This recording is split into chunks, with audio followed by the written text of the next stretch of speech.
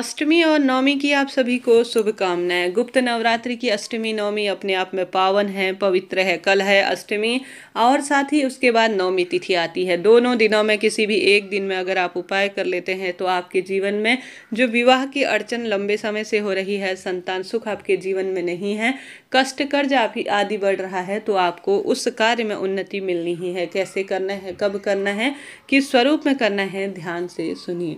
पहला उपाय आवश्यक रूप से, जैसा कि गुरुजी ने हाल की ही कथा में बताया है ना, 2 शिवलिंग वाला, उसे भी आप कर सकते हैं। इससे पहले विस्तार से बताया गया है, दोबारा वही उपाय बताना सही नहीं है। 2 शिवलिंग और फूल का उपाय आप सभी कर सकते हैं। अष्टमी और नवमी है, यह गुप्त नवरात्रि में ही किया जाता है। तो दोबारा से आपको याद दिला दिया है, तो कृपया पूरा वीडियो विस्तार से आप देख लीजिएगा, थंबनेल इत्यादि लगा हुआ है। तो उसके बाद दूसरा लौंग का उपाय रोग मुक्ति का है। यह खास तौर पर आपके जीवन में कष्ट संकट पीड़ा का नाश करेगा और साथ ही वैवाहिक अड़चन को दूर करेगा, पति पत्नी में आपसी प्रेम बढ़ाएगा, साथ ही प्रतियोगी परीक्षा की जो बात लंबे समय से अटक रही है, कहीं पर कोई भी बात जो है किसी न किसी स्वरूप में आपको परेशान कर रही है, तो जितनी भी आपकी उम्र है, लौंग जो है अष्टमी और नवमी का दिन बहुत श्रेष्ठ माना जाता है। अगर अभी तक आप कुछ नहीं कर पाए हैं ना, तो आप इस उपाय को एक बार प्रैक्टिकल करके देखिएगा। अब समय बदलते देर नहीं लगेगी। घर के मंदिर में भी आप इस उपाय को कर सकते हैं। कोई महाकाली का मंदिर हो, महामाया का मंदिर हो, तो वहाँ पर जाकर भी आप कर सकते हैं।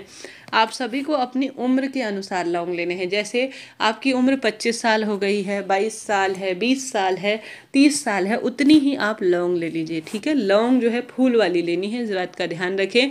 लौंग जो है परिपूर्ण रूप से फूल वाली ही होनी चाहिए। फूल अर्थात उसमें पूर्ण रूप से जो है छोटी छोटी अवस्था ना होकर परिपूर्ण अवस्था में वह होती है, तो वह पूर्ण जो है लौंग हो जाती है। तो उन लौंग को छांटकर एक स्थान पर रख लीजिए, किसी थाली या कटोरी में। उसके बाद आप सभी माता रानी को, जैसे कि लाल रंग काफ़ी प्रिय होता है, तो लाल रंग की मौली ले लीजिए। गुरुजी कहते हैं मौली जो है हर एक संकट का नाश करती है। भगवान को किसी भी स्वरूप में हम समर्पित करते हैं तो मांगलिक दोष भी दूर होते हैं। तो आप सभी को लौंग की जो माला है ना, वह तैयार करनी है। अब आप सभी जो यह आवश्यक रूप से जो धागा है ना, लाल रंग का कलावा मौली, उसमें लौंग को एक एक करके बांधते जाएंगे ना अपनी उम्र के अनुसार, तो वह पूर्ण रूप से माला के स्वरूप में बनकर आपको प्राप्त हो जाएगी।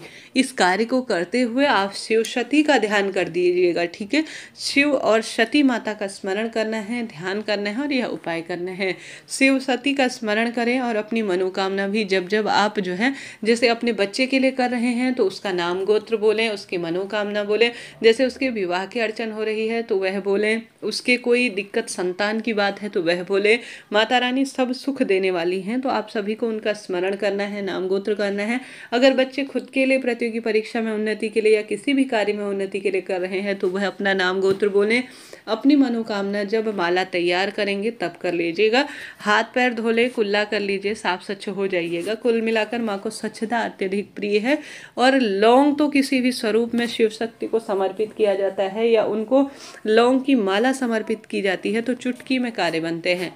तो आप सभी को यह लौंग की माला तैयार कर लेनी है। फिर आपको चले जाना है माता रानी के किसी भी मंदिर में, है ना, माता रानी का कोई भी मंदिर हो या घर के मंदिर में, आप एक लंबी बत्ती का सबसे पहले दीपक लगाइएगा, ठीक है। लंबी बत्ती का दीपक लगाए माता रानी के मंदिर में भी। उसके बाद माता रानी का जो मूर्ति प्रतिमा है उसमें यह लौंग की माला अपनी मनोकामना कहते हुए, अगर आपसे संभव हो तो आप धारण करवा दीजिए, नहीं तो पुजारी जन से कहकर आप सभी उनसे धारण करवाने के लिए कह दीजिएगा। फिर देखिए आपको मात्र 3 दिन में अपनी उम्र में खुशियाँ मिलना प्रारंभ हो जाएंगी। बहुत लंबे समय से अटके हुए कार्य बनना आरंभ हो जाएंगे। करके देखिएगा, प्रैक्टिकल लाभ आपको मिलना ही है। अब बात हमने कर ली प्रथम उपाय की। कमेंट्स में अभी तक जय माता दी आपने नहीं लिखा है तो कृपया लिख दीजिए। चैनल पर नए हैं तो सब्सक्राइब कर दीजिए, शेयर कर दीजिए इस वीडियो को जो परेशान व्यक्ति हैं उन तक। और आवश्यक रूप से जो है कोई प्रश्न हो, जो चीज़ आपको समझ में ना आई हो ना, पूछ लीजिएगा। आपका अपना चैनल है, सभी सवालों के जवाब आप प्राप्त करेंगे। अब बढ़ते हैं दूसरे श्रेष्ठ उपाय की तरफ। यह उपाय है गुड़ के टुकड़े का। यह उपाय खास तौर पर शारीरिक पीड़ा के लिए है। देखिए, शरीर में कोई रोग पनप रहा है उसके लिए आपको करना है। शरीर में कोई कष्ट पनप रहा है, कहीं कोई गांठ हो गई है, बालों से संबंधित, स्किन से संबंधित, छोटे बच्चे से लेकर बड़े बूढ़े व्यक्ति तक कोई भी इस उपाय को कर सकता है। ठीक है, 7 की संख्या में अर्थात 7 की संख्या में आपको गुड़ के टुकड़े लेने हैं। 7 गुड़ की टुकड़े लेने के बाद आपको चले जाना है शिव मंदिर में। अब यह उपाय सिर्फ शिव मंदिर में ही करना है, इस बात को आपको ध्यान में रखना है। गुड़ के छोटे छोटे 7 टुकड़े कर लेने हैं और माता धूमावती का स्मरण करना है। किसका स्मरण करना है?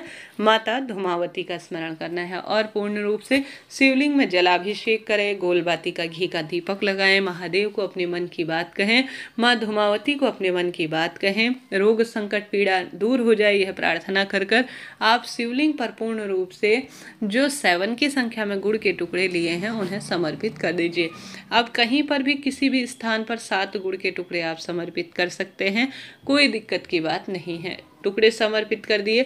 अब अपने रोग का भी भान करें कि मेरे यह रोग परेशानी मिट जाए, तभी माता रानी सुनेंगे और महादेव सुनेंगे। उसके बाद आप सभी को इस लौंग जो गुड़ का टुकड़ा है, माफ़ करें, उसे उठाकर घर ले आना है। ठीक है, अब ब्रह्म मुहूर्त में सुबह सुबह जब आप चाय हाय न पिए हों, ब्रश इत्यादि कुछ भी न किया हो, कुल मिलाकर सुबह ब्रह्म मुहूर्त में आप सभी को यह 7 एक एक करके, जैसे आपने शनिवार को किया तो रविवार से एक एक गुड़ का टुकड़ा सुबह ब्रह्म मुहूर्त में माता धूमावती का स्मरण करते हुए, शिव शक्ति का स्मरण करते हुए आपको यह गुड़ का टुकड़ा एक एक दिन का एक खाना है। इस बात का ध्यान रखें। तत्काल रोग कट जाएंगे, संकट कष्ट पीड़ा का नाश होगा और जो चाहेंगे आप प्राप्त कर लेंगे। तो प्रयत्न करें जीवन में सब सुख प्राप्ति के लिए आप इस गुड़ के टुकड़े का उपाय कर लीजिएगा। देखिए, अन्य दिनों उपाय अन्य बात है, परंतु गुप्त नवरात्रि की अष्टमी नवमी अपने आप में दुर्लभ है।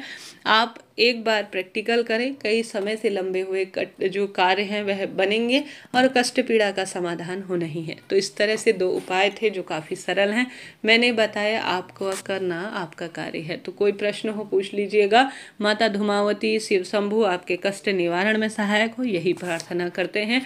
चैनल पर इससे पहले भी हालांकि मैंने कई उपाय बताए हैं जो कि गुरुजी की कथा से लिए गए हैं, आप उन्हें कर कर भी अपना भाग्य चमका सकते हैं। तो हमने बात कर ली 2 सरल उपाय की, बढ़ते हैं तीसरे उपाय की तरफ। तीसरा उपाय एक लाल फूल का और चूड़ी और लाल चंदन। गुरुजी कहते हैं बच्चे बहुत अधिक परेशान कर रहे हैं या उनके जीवन में कोई भी विशेष परेशानी बहुत अधिक तंग कर रही हो, तो आप सभी को आवश्यक रूप से माता रानी के चरणों में एक लाल फूल और आवश्यक रूप से लाल फूल के साथ एक चूड़ी का जोड़ा, चाहे तो कितनी भी संख्या में आप ले, इच्छा आपकी है, आपको चूड़ी की संख्या लेनी है और एक लाल फूल लेना है और लाल चंदन ज़्यादा ना हो तो आप लाल चंदन के स्थान पर कुमकुम भी समर्पित कर सकते हैं, क्योंकि माता रानी को चीज़ें प्रिय होती हैं।